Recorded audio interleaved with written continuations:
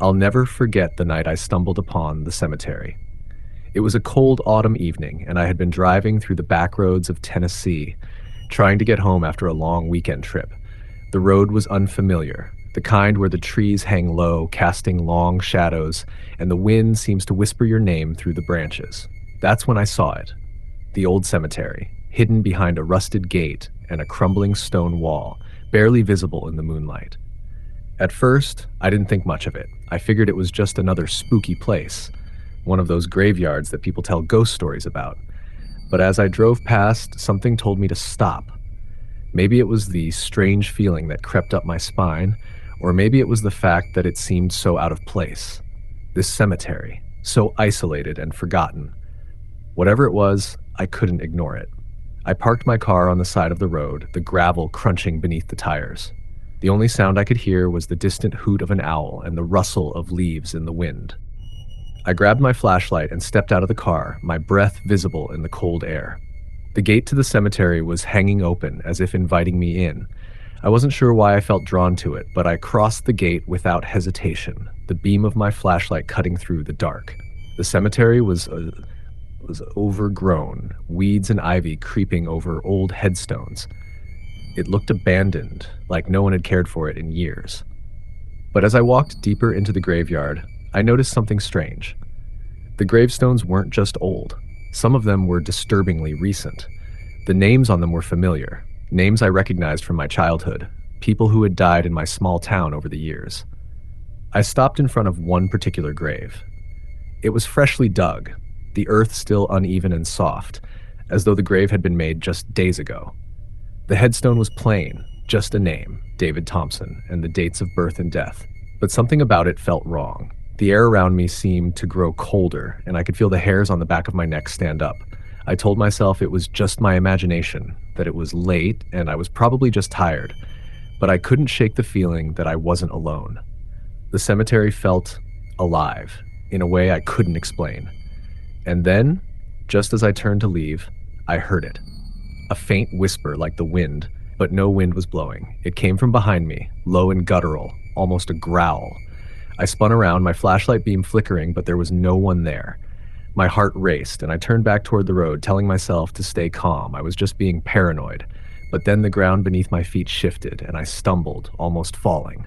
I looked down, and my stomach twisted. There, half buried in the soil, was a hand. Not a grave marker, not a statue, but an actual hand, clawing its way out of the earth. I froze, my mind racing. This couldn't be real. I had to be imagining it. But the hand, it moved. Slowly, almost imperceptibly, it twitched, as if it were alive. I felt sick to my stomach, like I was about to vomit, but I couldn't look away. I couldn't move. And then, from the darkness of the trees surrounding the cemetery, I heard footsteps. I wasn't alone. Panic surged through me as I looked around, my flashlight spinning wildly. The footsteps grew louder, and I could see shadows moving at the edge of my vision. They were getting closer. I turned and ran. I don't know how far I ran, but I didn't stop. The sound of footsteps followed me, quickening, like they were gaining on me. I could feel the cold breath on my neck, hear the soft whispering in the air, and then something grabbed my arm. I screamed, but no sound came out. The grip was tight, like fingers wrapping around my skin, pulling me back toward the cemetery. I twisted, desperate to free myself, but it was no use. Whatever had a hold on me was stronger than any person I'd ever known. I spun around, my flashlight flicking back on, and there it was. A figure, draped in shadow, standing just a few feet away from me. It was tall, impossibly tall, with long, thin arms that seemed to stretch out toward me. Its face was pale, almost skeletal, with empty eye sockets that seemed to stare straight through me. Its mouth opened, but instead of a scream or a shout, a cold, guttural whisper emerged from its lips. "Leave this place." I couldn't breathe. My legs were shaking, my heart racing in my chest. I wanted to run, but my body wouldn't move. All I could do was stare into the hollow eyes of whatever this thing was. It wasn't human. It wasn't alive. It was something far worse. The figure took a step closer, its feet dragging across the dirt, and that's when I saw it. The hand. The same hand that had crawled out of the grave was now attached to the figure's body. Its fingers were long and twisted like claws, and they reached out for me. I felt my body move then, instinct kicking in. I yanked my arm away from the figure's grip and bolted for the road. I don't know how I made it, but I didn't stop running until I reached my car. My hands were shaking as I fumbled for my keys. Heck, but I managed to start the engine and peel out of that cemetery like my life depended on it. I didn't stop until I was miles away, until the town lights were visible in the distance. But the memory of what I saw that night will never leave me. The cemetery, the figure, the hand, it was all too real. I don't know what I saw that night, or what was waiting for me in that graveyard, but I'm never going back there again. They say some places are cursed, that they hold on to the souls of the dead, and I think I found one of those places. As I sit here now telling you this story, I can still feel the chill in the air, the whispering voices that I swear followed me home. I never told anyone what happened because I know they'd never believe me. But if you're ever near a small forgotten cemetery late at night, remember my story. Because some things don't rest in peace. Scared yet? Subscribe for more tales from the dark side that'll send shivers down your spine. Next story. It was supposed to be just a routine job, a simple night shift at the local gas station. Nothing too extraordinary. I'd worked there for a few months, filling in for the regular night clerk who had called out sick. Most nights, I spent the time watching the clock, reading, and waiting for the occasional customer. It was always quiet. But that night was different. I arrived at the gas station at around 10 p.m., the usual hour for the night shift. The place was dark, with only the flickering lights of the sign casting any illumination. The small convenience store attached to the station was even more dimly lit, the shelves empty of customers. The cold air outside carried with it the faint scent of gasoline and rain, and everything felt still. I signed in, grabbed the logbook, and took my place behind the counter. For the first hour, there was nothing, just the soft hum of the refrigerators, the occasional rustling of the wind against the windows, and the quiet ticking of the clock on the wall. I zoned out, barely paying attention to the outside world. Then around midnight, something strange happened. The door opened with the familiar chime of the bell above it, and a man walked in. At first glance, he seemed normal, dressed in a worn jacket and boots, carrying a small duffel bag. His face was unshaven, his hair tangled and wild, like he hadn't seen a barber in months. He didn't go for the usual items, a drink, snacks, something quick. No, this man walked straight up to the counter and placed a small, tattered notebook in front of me. "Can you hold on to this for me?" he asked, his voice hoarse, almost pleading. I raised an eyebrow, surprised by the request. "You want me to hold on to this? Just like that?" He nodded, his eyes flicking nervously around the store. "Just until I get back. Please." I glanced at the notebook. It looked old, the cover scuffed and worn from years of use. The edges were frayed, as if it had been carried around for far too long. There was nothing special about it, but something about the man's desperation made me feel uneasy. "I don't know, man," I said slowly. "I can't really leave stuff behind the counter without a reason. It's kind of against the rules." The man's eyes widened. He looked at the door, then back at me. "Please, I don't have much time. It's important." I hesitated for a moment, feeling the weight of his words, and then reluctantly nodded. "All right, but I need you to sign something, just in case. Can you do that?" The man didn't say a word. Instead, he pulled a pen from his jacket pocket, scribbled something on a scrap of paper, and pushed it across the counter to me. His hands were trembling. "Thanks," he muttered, almost as if to himself. Then, without another word, he turned and walked out the door. I stared after him, the bell above the door chiming softly as it closed behind him. Something about the whole interaction felt wrong. The man's behavior, his urgency, his unsettling look, something was off. I shrugged it off, telling myself I was just overthinking it. He was probably just in a hurry, or maybe trying to ditch something he didn't want to be caught with. Still, I couldn't shake the feeling that I should have never agreed to hold on to that notebook. The rest of the night passed uneventfully, with only a couple of customers stopping by for fuel or a snack. But I kept glancing at the notebook, wondering what was so important about it. Around 3 a.m., I couldn't resist anymore. I reached for it, flipping open the cover. Inside, the pages were filled with odd, disjointed scribbles, writing that made no sense. Some pages were filled with hastily written words, others with strange symbols, diagrams that looked like nothing I had ever seen before. As I flipped through the pages, I felt a cold shiver run down my spine. I couldn't explain why, but I felt as though the notebook was alive in my hands. The writing seemed to move on the page, shifting and changing. The symbols glowed faintly in the dim light of the convenience store, casting an eerie, unnatural glow. My hands shook as I turned more pages. The words were growing more frantic, the handwriting sloppier, like someone was in a rush to get something down. Then I came across a page that was entirely different. Blank, except for a single sentence written at the very bottom. Don't look outside. I stared at those words for a long time, my heart pounding. What did it mean? Who had written this? I stood there for what felt like an eternity, staring at the page, the words taunting me. I glanced toward the window. It was pitch black outside, the lights from the gas station casting long shadows. The street was empty, and the night felt unnaturally quiet. I almost felt like I could hear my own breath echo in the stillness. I turned back to the notebook, but before I could read any further, the door chime rang again. My head snapped up, and I froze. The man was standing at the counter again, his eyes wide with fear. His hands were trembling, and his face was pale, as though he had seen a ghost. "Please," he whispered. "You have to give it back. Now." I couldn't speak. I was still processing what had just happened, trying to make sense of the strange words in the notebook and trying to understand why this man was so scared. I stood there for a long moment, just staring at him, unable to move. "Please," he repeated, more desperately this time. "You don't know what you've done." Something in his voice made my blood run cold. Before I could ask what he meant, the lights above flickered, and the air grew thick, almost suffocating.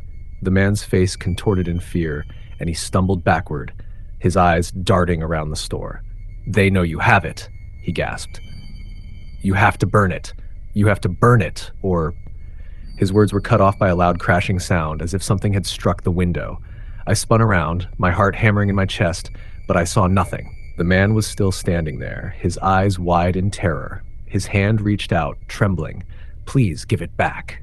I don't remember exactly what happened next. The door slammed open, and the man ran out, disappearing into the night. I stood there, frozen in place, the notebook still sitting on the counter in front of me. The chill in the air didn't dissipate. I didn't open the notebook again. I couldn't. The next morning, when the day clerk arrived for their shift, I told them everything. They didn't believe me, of course. No one did. I burned the notebook as soon as I could, but that night I saw something in the corner of my eye, a dark shape lurking by the window. Watching. I don't work at the gas station anymore. The job doesn't exist anymore either. The whole place was shut down, closed without explanation. But every now and then I still feel like someone or something is following me. I wonder if it ever really left. Feeling spooky? Keep the chills coming by subscribing to our channel for more ghostly stories. Next story. I've never been one to believe in ghosts or curses, but what happened to me at that old cemetery changed everything, and it's something I can't shake off, no matter how hard I try. It all started a few months ago when I was visiting my grandmother's house. She lived in a small, sleepy town in rural Pennsylvania, a town that had more history than most people realized. One evening, after dinner, my grandmother mentioned something odd. "There's an old cemetery out by the woods," she said, casually stirring her tea. Some people say it's haunted, but I never paid much attention to those kinds of stories, though I've always wondered about one grave in particular. I chuckled, thinking she was just telling me one of her old-timey tales to pass the time. But then she got serious. "I want to show you something, though. It's in that cemetery, if you're up for it." I wasn't one to turn down a little adventure, so I agreed. Besides, the cemetery was supposedly just a few minutes down the road, and it seemed like an innocent enough outing. My grandmother was in her late 70s, but she had this way about her, like she still had secrets to share. Something told me this wasn't going to be just a simple visit. We set out after dusk. The air was chilly, and the sky was that deep shade of blue that signaled the approaching night. We didn't speak much as we drove, but I could feel her gaze on me, as if she were deciding whether or not to tell me more. When we arrived, the cemetery didn't look like anything out of the ordinary.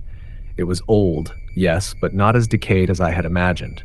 The gravestones were worn and cracked, but the place was maintained, if only slightly. There was a sense of quiet there, a stillness that almost felt unnatural. "Let me show you the grave I was talking about," my grandmother said, stepping out of the car. She led me down a narrow path between the stones, the ground crunching beneath our feet. We passed row after row of graves, some of which were so old that the names had completely faded. But then we came to a spot that made my heart stop. There, in the middle of the cemetery, stood a tombstone that was unlike any I had seen before. It was larger, imposing, almost as if it had been placed with purpose. The name engraved on the stone was Lydia Hawthorne. I ran my fingers over the name, feeling the coldness of the marble, and then glanced up at my grandmother. Her face was drawn tight. "This is the one," she said, her voice barely above a whisper. "Lydia Hawthorne. She was part of this town's history, but not in a good way."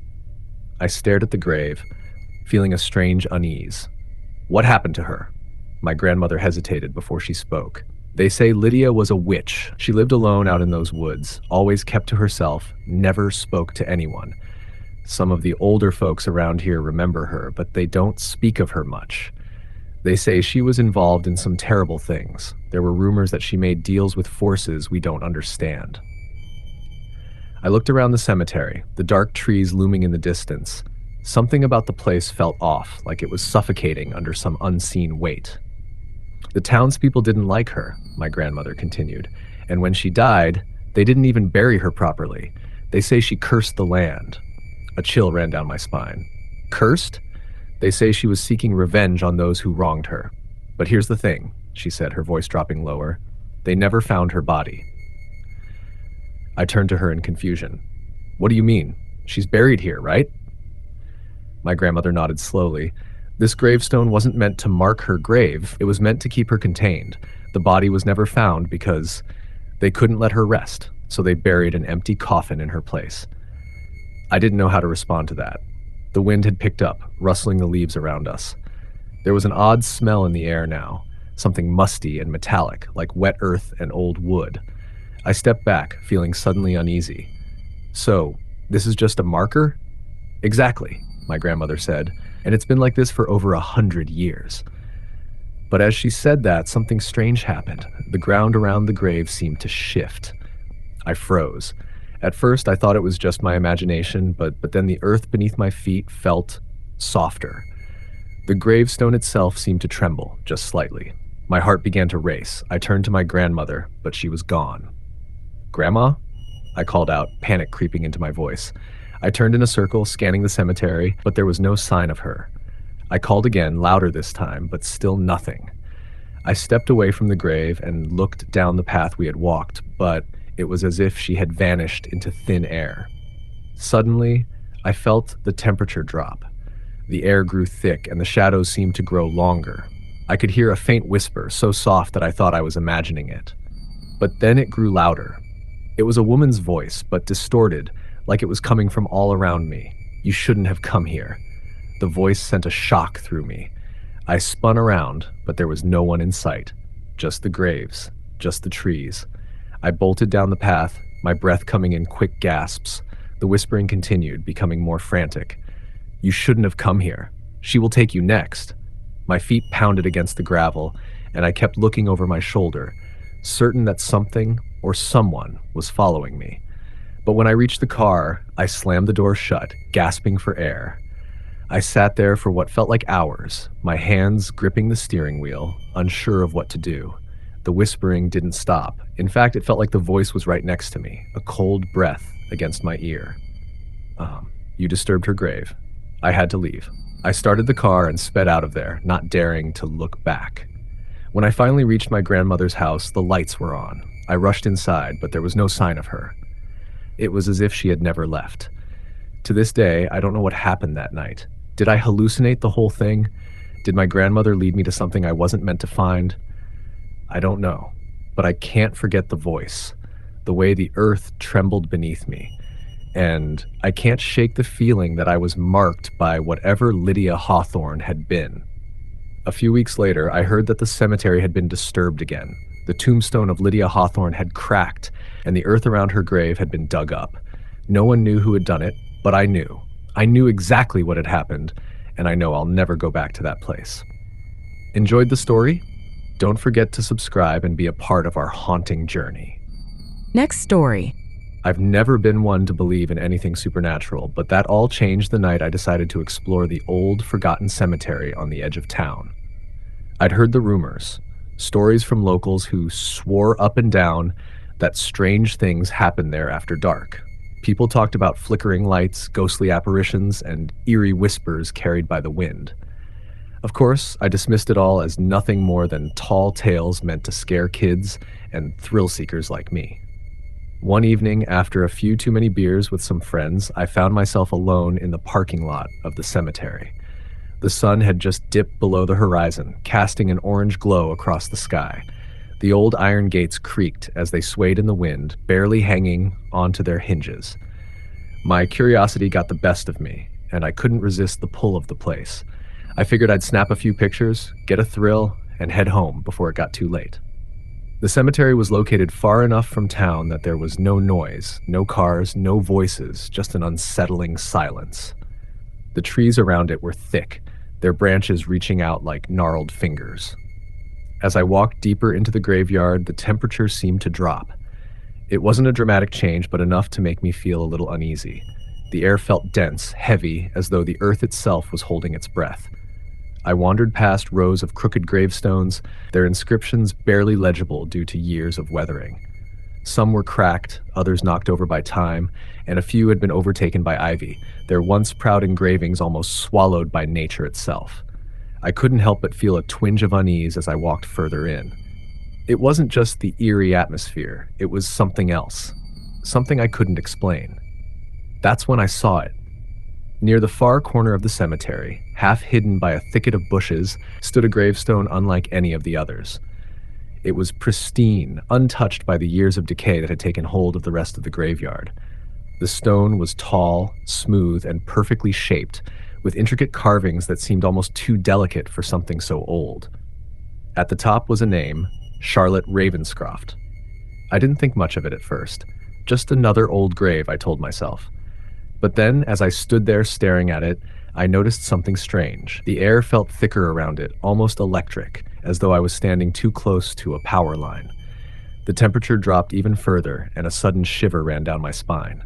Before I could make sense of it, I heard a sound, a low whisper, barely audible but distinct. I froze, straining my ears. The whisper came again, closer this time, and I could swear I heard my name. Jack! Jack! I whipped around, my heart racing. There was no one there. The graveyard was empty, just as it had been when I first walked in. But the whispering continued, and this time it sounded like it was coming from the gravestone itself. Jack. I stepped forward, feeling the hairs on the back of my neck stand up. I wanted to turn around and leave, but my feet felt glued to the ground as though some invisible force was pulling me closer. The voice whispered again, but this time it was clearer. Come closer. I need you. Against my better judgment, I approached the gravestone. My hands were shaking as I reached out, touching the cold surface of the stone. The moment my fingers made contact, the ground beneath me seemed to tremble, as if the very earth was alive. The whisper turned into a low murmur, the voice now almost pleading. Help me, Jack. Please, help me. I stumbled backward, my breath coming in sharp gasps. The temperature was freezing now, and my breath hung in the air like mist. I couldn't explain what was happening, but I knew one thing for sure. I had to get out of there. I turned to run, but the ground beneath me seemed to shift, like it was pulling me in. The trees around me began to move, their branches twisting unnaturally, reaching toward me as if trying to trap me. My heart raced as I sprinted, but no matter how fast I ran, it felt like the cemetery was expanding, its gates moving farther away with every step. And then I heard it again, the whisper, now louder, more urgent. You're not leaving, Jack. You can't leave. I glanced over my shoulder, and that's when I saw it, a figure, dark and shadowy, rising from behind the gravestone. At first, I thought it was my imagination, but then it moved and I froze in terror. It wasn't human. Its form was shifting, changing, like smoke caught in the wind. The figure's face was nothing but a blur of shadows, but I could feel its gaze, cold, piercing, like it was reaching into my very soul. The whispering grew louder, frantic. You shouldn't have come here. You shouldn't have touched it. I turned and bolted, the panic flooding my system. My legs felt like lead, but I pushed myself harder, running blindly through the maze of gravestones. I could hear the figure behind me following me, its footsteps light but persistent, just a few steps away. Every time I thought I was gaining ground, I could feel it getting closer. I had to get out. Finally, I saw the gates. They were still open, still my escape. I ran for them with everything I had, and just as I reached the entrance, I felt the cold grip of someone, catch my arm. A voice hissed in my ear, cold as ice. "You can't leave. Not yet." I wrenched myself free, slamming my body into the gate, forcing it open. I stumbled into the road, gasping for air, and turned around, expecting to see the figure chasing me. But when I looked back, the cemetery was empty. The gates were still open, but there was no sound, no movement, nothing. I didn't stop running until I reached my car, and when I finally got inside, I locked the doors and started the engine, heart pounding in my chest. I didn't care that I'd left my flashlight behind. I didn't care about the camera I'd brought to take pictures. All that mattered was that I had to get away from that place. To this day, I don't know what I saw. I don't know who or what Charlotte Ravenscroft was or why she called to me. But I know one thing for sure, whatever it wasn't finished with me. The next morning, I found something strange. A small, cold stone sitting in the front seat of my car, one that hadn't been there before. It had the name Charlotte Ravenscroft etched into it. I haven't been back to that cemetery, and I don't plan to, but I can't shake the feeling that it's waiting for me to come back. Want more spine-chilling stories? Hit the subscribe button now. Next story. It was late, far later than I should have been out. But when you're a restless 20-something, working a dead-end job, you find any excuse to break free from the suffocating walls of your routine. My friend Sarah had been raving about the abandoned cemetery on the edge of town for weeks. She called it haunted, though she had no real proof, just creepy stories passed down by local kids who dared each other to wander there on Halloween. I wasn't much of a believer, but I was bored. So on a cool Friday night, I found myself driving out to that cemetery. It was located in an old, overgrown section of the city where the streets faded into woods, the kind of place where the moonlight barely touched the earth because the trees were so thick. Sarah had told me to come after dark because that was when the cemetery was supposedly active. She claimed that old graves, some dating back to the 1800s, had strange occurrences, sounds, lights, movement. It all sounded like a load of nonsense, but I was game for a spooky thrill. I parked my car at the side of the road, the headlights casting long shadows on the gravel path that led into the cemetery. A metal gate, rusted and sagging in places, hung ajar. The wind whispered through the tall trees, their branches swaying above me as I stepped out of the car. My flashlight felt weak in the overwhelming darkness. The cemetery looked like something straight out of a horror film. Rows of crooked gravestones jutted out from the earth at strange angles, their stone faces weathered and cracked by time. The air smelled damp, earthy. The trees loomed around the grounds like sentinels, their silhouettes stretching toward the sky. As I walked deeper into the cemetery, the hairs on the back of my neck stood up. I couldn't shake the feeling that I was being watched. My footsteps echoed, disturbingly loud, as if the place was far too quiet for such a large, open area. I shone the flashlight across the gravestones, reading some of the names etched in them. People long dead, forgotten by the world. Ha! Not so spooky, I muttered to myself, trying to shrug off the growing unease. But then I heard something. A faint sound, like the rustle of leaves or something, moving. I stopped, the beam of my flashlight jerking in my hand as I turned in the direction of the noise. Nothing, just the trees, swaying gently in the wind. I told myself it was probably an animal, a raccoon or some other small creature. But then I heard it again. This time it was louder. A soft, unmistakable shuffle of footsteps, slow and deliberate. Okay, this is getting ridiculous, I said aloud, forcing myself to walk toward the sound. The flashlight bounced as I moved, and every corner of the cemetery seemed to hide shadows that shifted just out of reach of the light. I told myself I was being paranoid. Then I saw it, a figure. It was standing near one of the gravestones, half hidden by the trees. The person was cloaked in darkness, but I could see the vague outline of a tall, thin figure, its posture slightly hunched. The figure didn't move, just stood there, watching. My heart pounded in my chest as I hesitated, my hand tightening around the flashlight. "Hey," I called out, though my voice sounded thin, shaky. "Is someone there?" The figure didn't respond. It didn't even move. I started walking toward it, my legs shaking more than I cared to admit. With every step, the silence grew heavier and the air seemed to get colder. The wind had died down completely. All I could hear was my breath, shallow and quick. When I was about 20 feet away from the figure, I froze. I don't know why. Something in my gut told me to stop, to turn around and leave. But I was too far gone. The figure finally moved, just a small twitch of the arm, and then it stepped forward, revealing a face. I wish I could forget that face. It wasn't human, not in the way I understood it. It was pale, almost translucent, with dark, hollow eyes that didn't seem to blink. The skin hung from its bones, sagging like wet paper. The mouth stretched into an unnatural grin, wide and jagged. It didn't speak. It didn't have to. The chill that crept up my spine was enough of a warning. Before I could react, the figure lurched toward me with terrifying speed. I stumbled back, my heart racing as I turned to run, but I could feel the ground beneath me shift. I fell, my flashlight slipping from my hand, plunging the world into complete darkness. Panic surged through me. I scrambled to my feet, hands shaking, and I blindly reached for my flashlight. It flickered back to life just as the figure lunged again, its hands outstretched, its body moving faster than should have been possible for its frail, skeletal form. I bolted in the direction of the gate, my feet pounding against the uneven ground. Every breath felt like it was being ripped from my chest as I ran, the sound of my shoes striking the gravel mixing with the low growl that seemed to come from the figure. It was getting closer.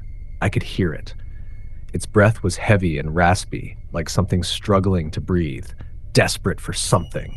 I didn't dare turn around to look, but I could feel it gaining on me. The gate was ahead, but my legs felt like lead. I reached it, my hands shaking as I tried to open the gate, but the rusted iron refused to budge. I pulled harder, panic rising as the figure's breath grew louder, closer. The scrape of its footsteps was the only thing I could hear. Finally, the gate opened. I shoved my body through it, stumbling into the road beyond, gasping for air. I didn't look back. I didn't need to. The cemetery was silent again. The figure, whatever it was gone. I didn't stop running until I reached my car. I threw myself into the driver's seat, slamming the door shut behind me, and I sped off, never once looking back at the cemetery that had almost claimed me. Since that night, I haven't been able to shake the feeling of being watched. Every so often, when I walk through the quiet streets of my neighborhood at night, I catch a glimpse of something out of the corner of my eye, a pale figure standing just out of reach of the light, waiting. I don't know what it wants or why it followed me, but I'm not going back to that cemetery. Not ever again. Enjoyed this story? Make sure to subscribe for your next terrifying tale. Next story. I've always been the type of person who didn't believe in ghosts or anything supernatural for that matter. I thought they were just stories people told to spook themselves around campfires. But that all changed one fateful night when I had an encounter that I'll never forget. And trust me, you'll believe me when you hear what happened. It all started when I was just trying to clear my head. I had been through a rough breakup, and I was looking for somewhere quiet to just be alone and think. A friend of mine suggested I check out the old cemetery on the outskirts of town. It was known for being one of the oldest in the area, and he mentioned it had some interesting history. The place was huge, with rows of gravestones stretching across a forgotten hill. The whole vibe of it was eerie, but I wasn't scared. I wasn't the type to believe in ghost stories. I decided to go in the evening, just before dusk. The sky was heavy with clouds, and the air was thick, almost suffocating. As I walked down the path into the cemetery, I could feel the ground soft beneath my feet, as though it had been untouched for centuries. The silence was overwhelming. The only sound was the occasional rustling of leaves in the wind. At first, it seemed peaceful, tranquil even. I walked past gravestones of all shapes and sizes, some so old that the inscriptions had faded beyond recognition.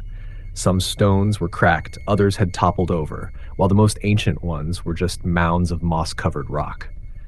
I kept walking, drawn deeper into the heart of the cemetery, further away from the entrance, further from any sounds of the outside world. The air, grew colder and a shiver ran down my spine. I should have turned back. I know that now, but I didn't. I was determined to find something, anything that would give me peace in the chaos of my life. Eventually, I came to a section of the cemetery that felt different. It was as if the atmosphere had shifted. The air was colder here, heavier, and the trees around me grew denser, their branches creaking with each gust of wind. The gravestones here were older still, some so ancient that they were barely standing. I paused for a moment, noticing something strange. There was one gravestone that stood out among the rest. It wasn't the oldest, but it had this presence about it. The stone was a deep, almost unnatural black, and the inscription on it was still readable despite its age. It read, "Here lies Mary Hopkins, died at the age of 28, rest in peace." But it wasn't just the inscription that got to me. It was the feeling. I don't know how to explain it, but I could feel something watching me, something wrong. I took a step closer, almost against my better judgment. I felt my breath catch in my throat as I looked at the stone. There was something off about it, something I couldn't put my finger on. As I stood there trying to make sense of my unease, I heard a sound, a whisper. At first, I thought it was the wind, but it was too deliberate, too soft. I turned around quickly, but there was no one there. My heart started to pound in my chest.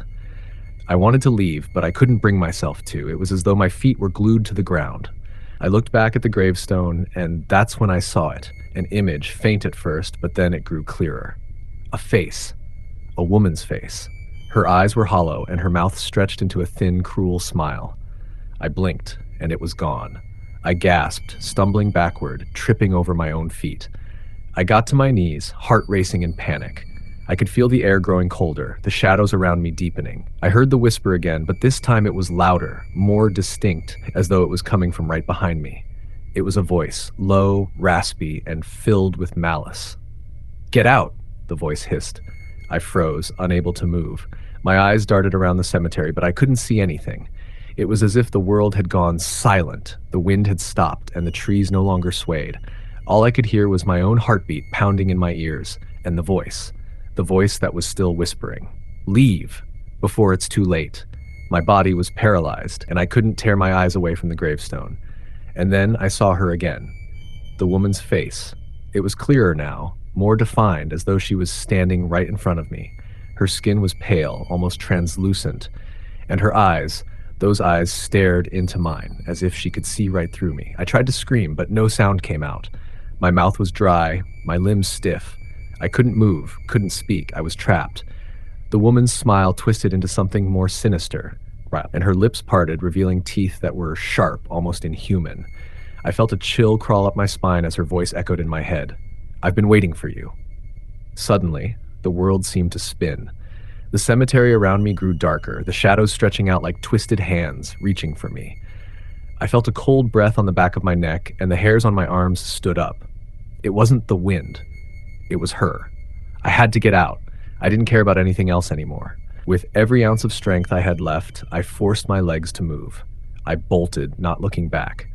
The gravel crunched under my feet as I ran, faster than I ever thought possible. My breath ragged in my chest. But no matter how fast I ran, I couldn't escape her. Her presence followed me, pressing against my back like a weight I couldn't shake off. The whispers grew louder, more frantic. "You can't leave, not after you've seen me." I stumbled through the gates of the cemetery, collapsing onto the ground just outside. I turned, eyes wide, expecting to see her standing there, but the cemetery was empty. The air was still. It was as if nothing had happened at all. But I knew better. I never went back to that cemetery, not once, and I never told anyone what happened. But I know what I saw, I know what I felt, and every night when I try to sleep, I hear the whispers again. I feel her presence. She's out there, waiting.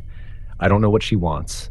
Maybe she wants me to join her, or maybe she's just trying to make sure I never forget. I'll never forget. Don't miss out on more hauntingly good stories. Subscribe now. Next story. I never thought something like this would happen to me. I was always skeptical about the supernatural, those ghost stories we hear as kids, the ones we brush off as myths and overactive imaginations. But what I experienced that night, I can't explain it, and I'm not sure I want to. It all started a few weeks ago when a group of friends and I were planning a camping trip out in the country. It was supposed to be a simple getaway, a break from the noise of city life. But someone, and I think it was Jack, brought up a cemetery not too far from the campsite. He'd heard rumors about it. You know, the kind of rumors that always make their way around the small towns. People saying they've seen figures moving between the graves, lights flickering in the middle of the night, and, of course, the sound of whispers carried on the wind. None of us took it seriously. We were young, drunk on the idea of adventure, and eager to prove we weren't scared of old ghost stories. So after setting up camp and having a few drinks around the fire, we decided to make our way over to the cemetery. It wasn't even a mile away from where we were. The air was crisp, the moon hanging low, casting long shadows across the land as we made our way through the trees. The cemetery wasn't much to look at in the daylight. It was small, overgrown with weeds, and the stones, most of them cracked and weathered, looked as though they were barely holding on to the last bit of history they could share. I'd never been the type to believe in haunted places, but as we walked through the narrow, winding path between the graves, something felt off. It was quiet. Too quiet. No animals, no rustling leaves, just the sound of our footsteps on the gravel. We stood there for a while, just looking at the gravestones. Some were dated back to the late 1800s, and the names etched in them were so faded that we couldn't make them out. It wasn't like the haunted places you see in movies, but there was something eerie about the atmosphere. It wasn't the cemetery itself. It was something else, something invisible, lurking, watching. Jack suggested we split up and look around. "Let's see if we can find any interesting graves," he said with a grin, trying to keep the mood light. I, foolishly, agreed. I didn't want to look like a coward, and besides, what harm could there be in wandering around a cemetery at night? I wandered deeper into the cemetery, further away from the others. The moonlight barely touched the ground, and the trees surrounding the place seemed to swallow up the little light there was. As I walked, I came across a small clearing with an old, crumbling tombstone. It was unlike the others, newer stone, a freshly carved name, too new for a cemetery like this. The inscription was barely legible, but I could just make out the name, Sarah Donovan. I knelt down to take a closer look. It was then that I felt the cold. At first, I thought it was just the night air, but the chill quickly seeped into my bones. My breath came out in visible puffs, but the temperature had not dropped. No, it was something else, something unnatural. Suddenly, I heard a sound, a low whisper. I froze, heart pounding. It wasn't a voice I could understand, just a quiet murmuring, like a voice carried on the wind. But it wasn't the wind. It was too close. I turned around, looking for my friends, but they were nowhere in sight. The clearing felt even more isolated, and the grave of Sarah Donovan felt like it was pulsing with some kind of energy. And then, from the corner of my eye, I saw something move. A figure dressed in a flowing white dress, moving between the graves. The figure was impossibly tall, its form shimmering, not quite human, but not entirely ghostly either. It hovered over the gravestones, moving silently like a shadow. I tried to call out to my friends, but no sound came from my mouth. I couldn't breathe. My body felt paralyzed, like I was caught in the grip of something unseen, and every instinct in me screamed to run. But I couldn't move. The figure seemed to notice me, its head slowly turning toward me. The moonlight glinted off its eyes, and I swear they were black. No pupils, no whites, just pure blackness. I don't know how long I stood there, frozen in terror, but eventually my body regained its function, and I bolted. I ran as fast as I could through the trees, past the graves, and back toward the camp. I didn't look back. When I reached the camp, my friends were sitting around the fire, laughing, completely unaware of what had just happened. I was shaking uncontrollably, my heart racing, but they just looked at me like I was crazy when I told them what I saw. "It was probably just a figment of your imagination," Jack said. "You've been drinking. Maybe you saw a deer or something." But I knew what I saw. I knew what I felt. It wasn't my imagination. Something had been out there, something that wasn't meant to be. The rest of the night passed uneventfully, but I couldn't sleep. I kept hearing noises, footsteps, whispers, the sound of leaves rustling, but whenever I looked around, no one was there. It was as if the night had come alive, and I was the only one who could feel it. The next day, we packed up and left early. I didn't want to stay another minute in that place. But as we drove away, something caught my eye in the rearview mirror. A figure. A woman in a white dress standing at the edge of the cemetery, watching us leave. I never went back to that cemetery. I don't even know why I'm telling you this story now. Maybe I'm hoping that by speaking it out loud, the terror will fade, that the memory will stop haunting me. But I know deep down that I'll never escape the feeling of being watched, of something lurking just beyond the edge of the world, waiting for me to return. To this day, I don't sleep well at night.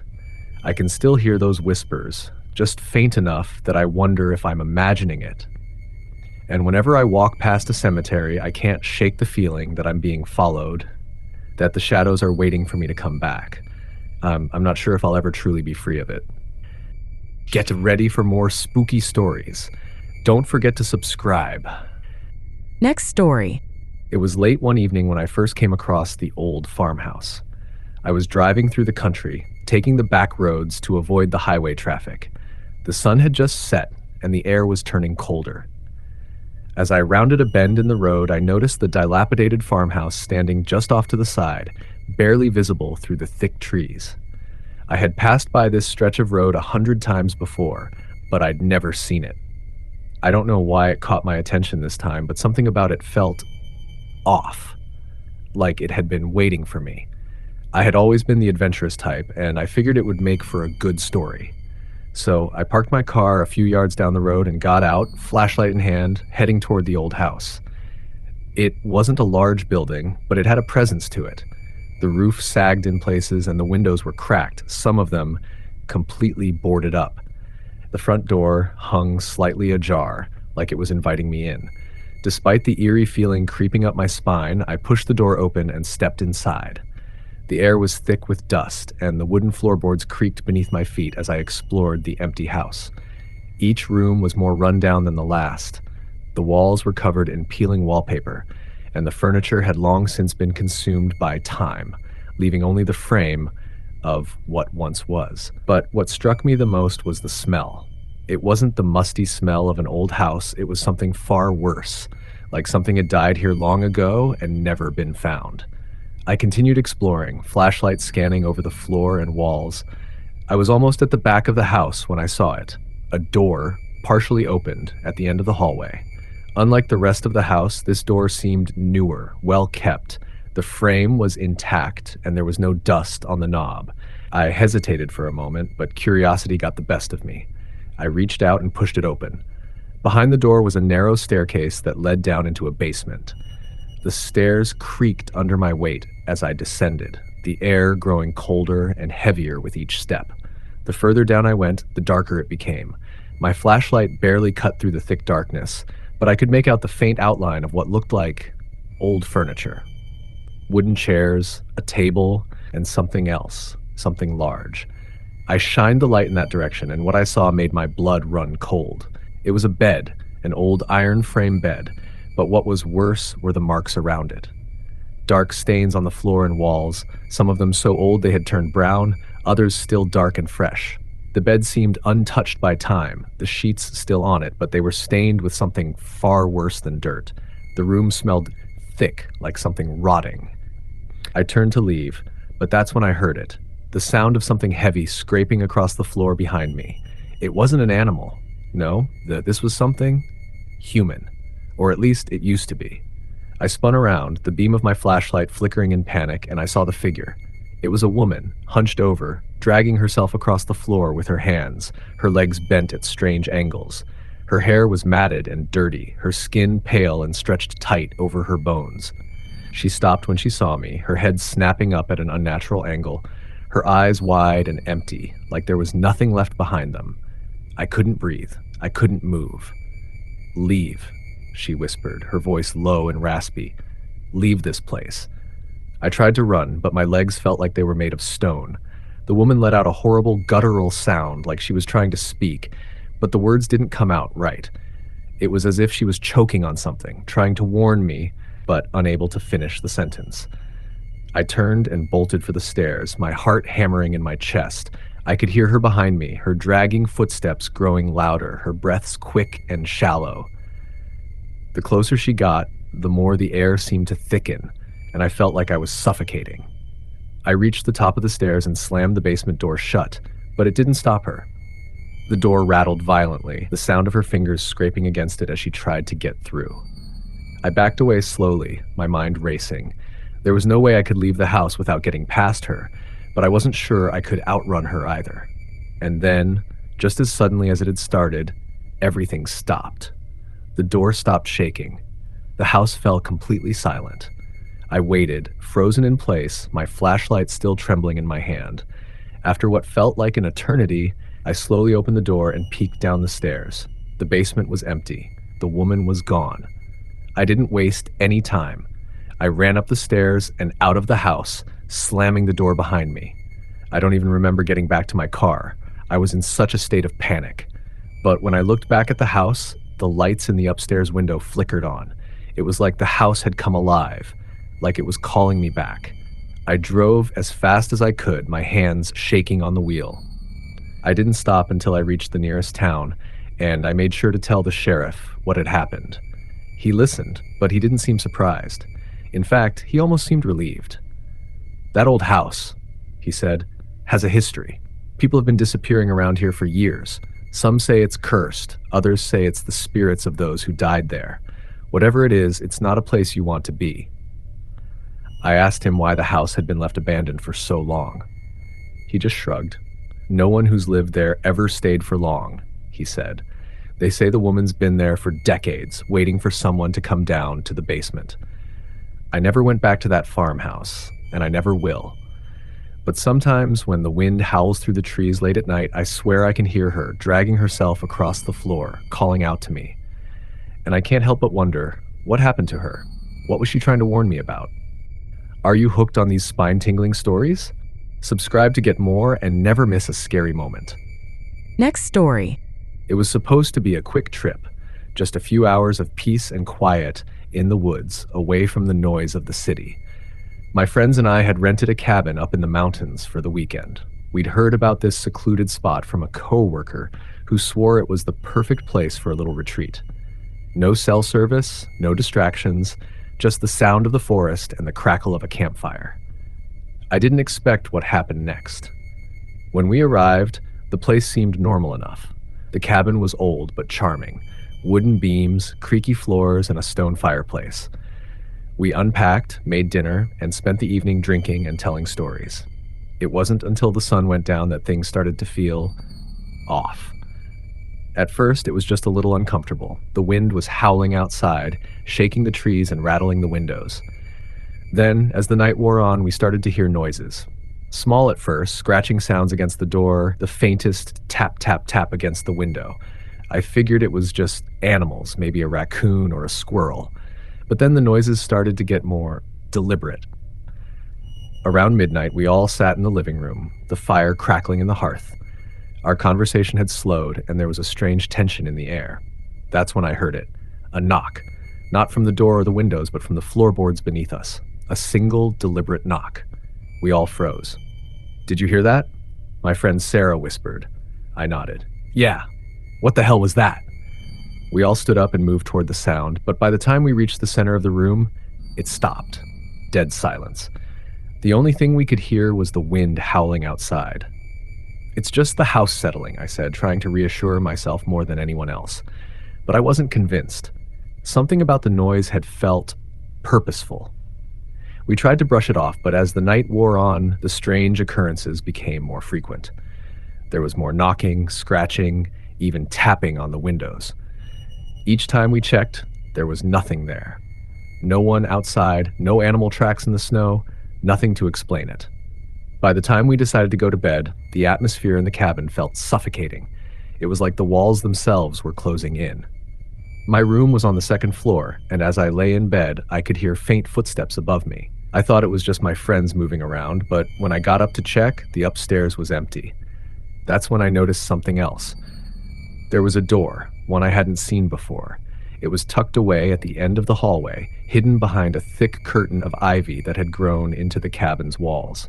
The door was old, covered in cobwebs, and had no handle, just a rusted keyhole.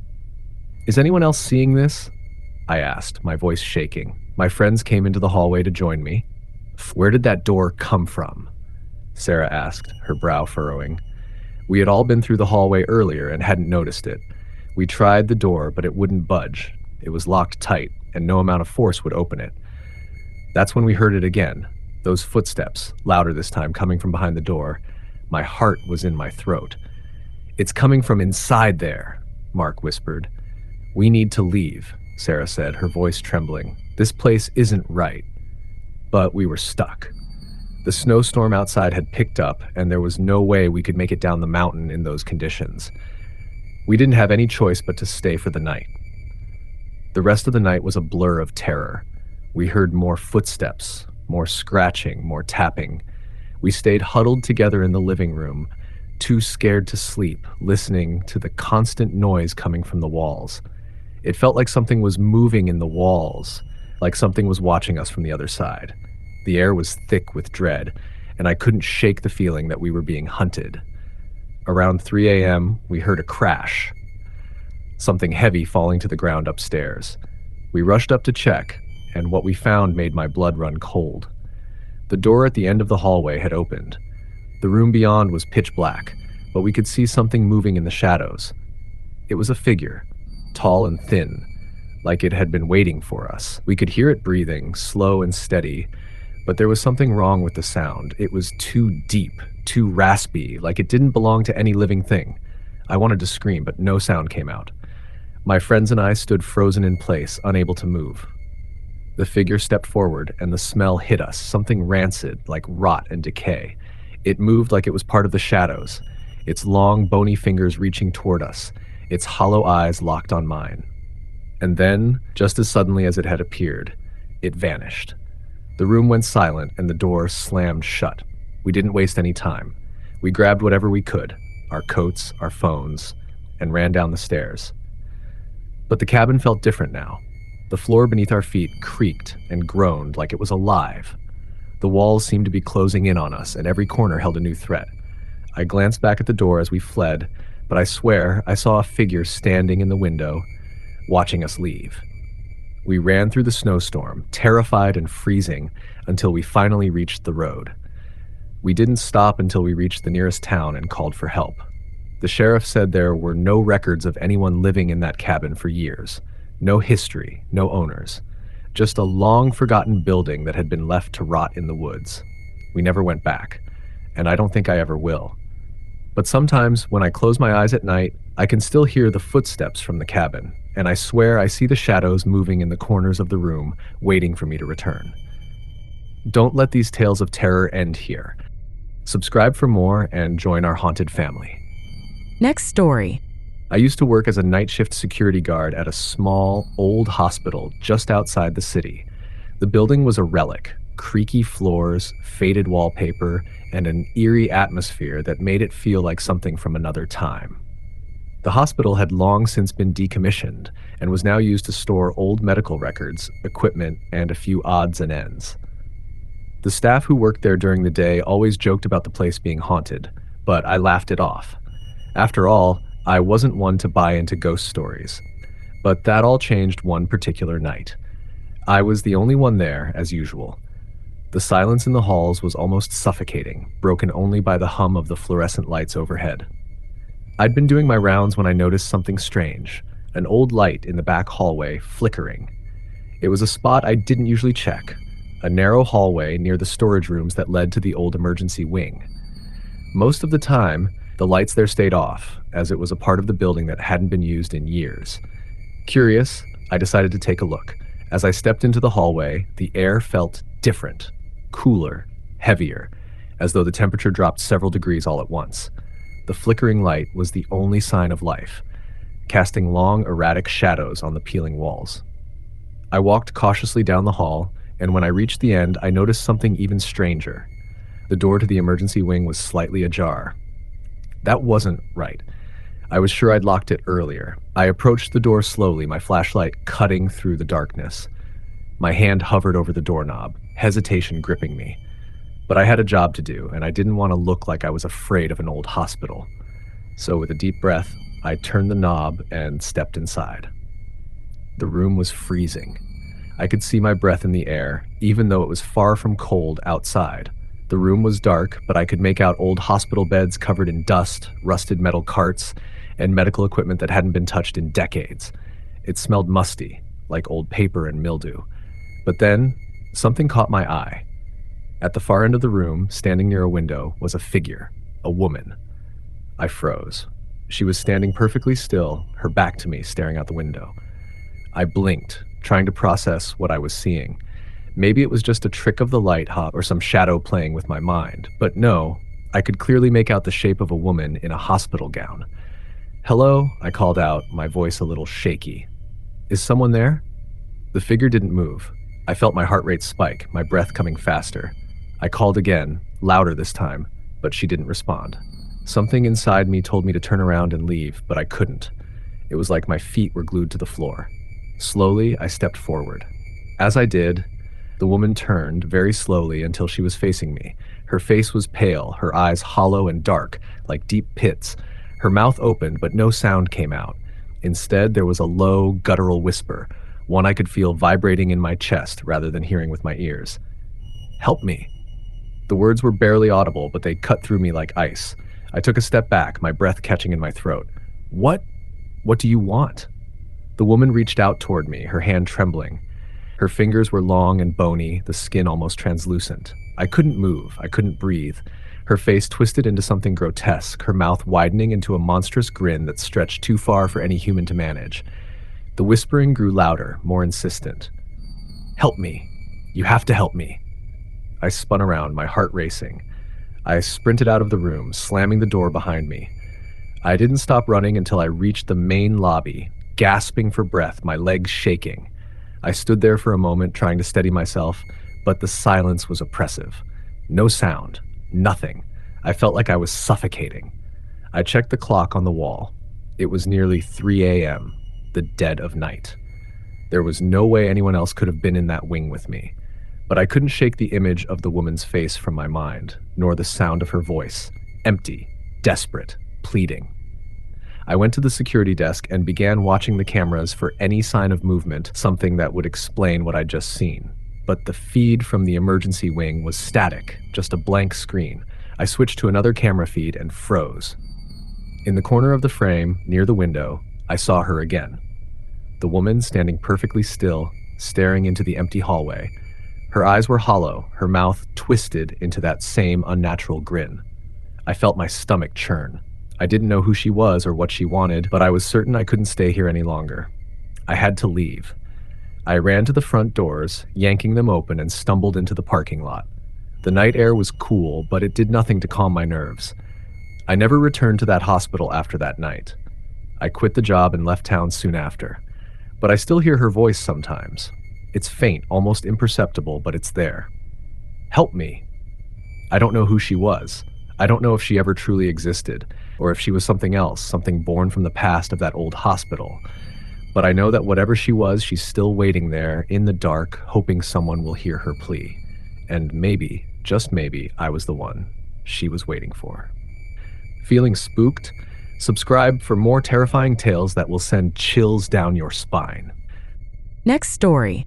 It was supposed to be a normal camping trip. My friends and I had planned it for months. 3 days in the woods, far away from the noise of the city. We rented a small cabin near a national park, tucked away in the forest, the kind of place where you could disconnect and really enjoy the outdoors. No cell service, no distractions, just the sounds of nature. When we arrived, the place looked perfect. The cabin was nestled between towering pines with a small creek running nearby. We unpacked, made a fire, and spent the evening drinking beers, laughing, and telling stories. Everything felt perfect, too perfect. That's when it started. We were sitting around the campfire, the flames dancing, casting long shadows across the forest floor. The night was clear, the sky full of stars. Then, as we were talking, I heard something. It was faint at first, a rustling in the trees. I looked around, thinking it was just the wind, but then the rustling grew louder, more deliberate. It sounded like something was moving through the woods, and it was getting closer. I didn't say anything at first, not wanting to spook anyone, but it wasn't long before one of my friends, Max, asked, "Did you hear that?" We all went silent. listening. The rustling stopped and everything seemed still.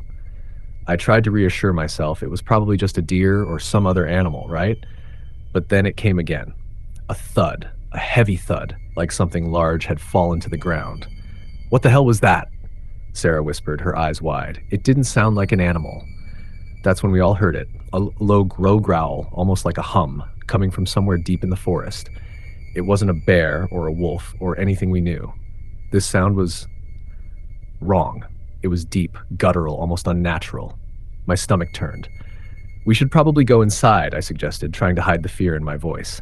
The others agreed quickly, and we all hurried into the cabin, locking the door behind us. The fire outside seemed so far away now, and I couldn't shake the feeling that something was watching us. The growling continued, distant but close enough to make my skin crawl. We sat in silence, trying to act normal, but the tension was palpable. I glanced at the window once, and that's when I saw it. A shadow moving across the edge of the forest. It was tall, too tall, and it seemed to be walking on two legs, moving in and out of the trees. My heart raced. What was it? "Do you guys see that?" I asked, my voice shaking. Everyone followed my gaze, and their faces drained of color when they saw what I was looking at. The shadow moved closer, coming to the edge of the trees where the moonlight barely touched. It was just standing there, watching us. "Is that a person?" Max asked, his voice tight, but I knew it wasn't. It wasn't human. The way it stood, the way it moved, it was wrong. I could feel my hands trembling as I reached for the flashlight. I turned it on and shined it toward the figure, but the light flickered and went out. I cursed under my breath and grabbed another flashlight, turning it on. This time, the beam shone directly on the figure, but it wasn't a person. It was something else. It had long, spindly limbs, and its skin was stretched too tight, pale and sickly looking. Its face was gaunt, with hollow eyes and a mouth too wide to be natural. Its lips were cracked like it hadn't eaten in years. It didn't move. It just stood there, staring at us. We didn't know what to do. Panic set in. We should have called for help, but there was no signal out here. We were completely isolated. The growling from the woods grew louder, and the figure didn't move, just stared at us with those empty eyes. Then it made a sound, a high-pitched screech that made my teeth rattle. And then it was gone. Just like that, it disappeared into the woods. We sat in stunned silence, trying to process what we had just seen. It felt like hours before any of us could speak. "We need to leave," Sarah said, her voice shaky. "Now," I agreed. We grabbed our things, but just as we were about to head out, the door slammed shut with a deafening crash. We spun around, but there was no one there. The growling was back, closer now, louder, like it was right outside the door. We backed away, hearts pounding in our chests. That's when we saw it again. This time it was on the porch. It wasn't standing anymore. It was crouching like a predator getting ready to pounce. I don't know how we got out of there. My legs were moving before my brain could catch up. We ran to the car, terrified, but when we got to the driveway, we saw it again, standing in the trees, watching us leave. I didn't take my eyes off it until we were back on the main road. The air was thick with fear, and I couldn't shake the feeling that we were being followed. We made it to the nearest town and called the authorities. They sent a team to the area, but they found nothing, no signs of anything unusual. The cabin was abandoned, just like it had been when we got there, and there was no trace of whatever we saw in the woods. They said it was probably just an animal, maybe a bear or a large cat, but I knew better. I'd seen its eyes. It wasn't an animal. I never went back to that cabin, and I don't think I ever will. Something was out there in those woods, something that wasn't meant to be found, and I'm sure that whatever it was, it's still out there, waiting for the next group of unsuspecting campers. Want more thrill and suspense? Hit subscribe now and stay haunted with our ghost stories. Next story. It was a typical summer evening when I decided to take a walk through the old neighborhood park. The kind of walk that feels like a simple, quiet way to kill time, you know? The sun was setting, casting that warm golden glow across the sky, and there was a slight breeze that made the leaves rustle gently. It was peaceful. At least that's how it appeared. The park had always been a place of comfort for me. I grew up playing there as a child, running around, climbing on the jungle gym, and hanging out with friends under the large oak trees. But recently something felt off. I couldn't explain it, but there was a lingering sense that something wasn't right. The park seemed quieter than usual, the air heavier. I made my way toward the far side of the park, where the trees grew thicker and the walking path curved around a small pond. As I passed the old playground, I noticed the swings were gently swaying back and forth, even though there was no breeze to explain it. I shook my head, telling myself it was just the wind, though a chill ran down my spine. When I reached the pond, I noticed something strange, something that hadn't been there before. A small, weathered bench was positioned by the water, its surface cracked and chipped from years of neglect. But what caught my attention was the figure sitting on the bench. At first, I thought it was just someone enjoying the view, but then I realized something was off. The figure was completely still, its posture rigid as if it had been frozen in place. I squinted, trying to make out more details in the dimming light, but all I could see was a silhouette of a person, their face hidden in shadow. I took a few hesitant steps closer. "Hello?" I called out, my voice carrying across the stillness. The figure didn't respond. I felt an odd sense of unease creeping up on me. I wanted to leave, but some strange curiosity, kept me rooted to the spot. I couldn't explain it, but there was something magnetic about the figure. It felt like I was being drawn to it, against my will. As I got closer, I noticed the details that hadn't been visible from a distance. The person was wearing an old-fashioned outfit, almost like something out of the 1920s. A long coat with a high collar, a dark hat, and worn leather gloves. The strangest thing, though, was the face, or rather, the lack of one. The figure's face was smooth, completely featureless. No eyes, no nose, no mouth. Just an empty void where a face should have been. I gasped and took a step back, my heart pounding in my chest. "What the hell?" I whispered to myself, my mind racing to make sense of what I was seeing. Suddenly, the figure stirred. Slowly, it turned its head toward me, the motion so unnatural, so jerky, that it sent a wave of panic through me.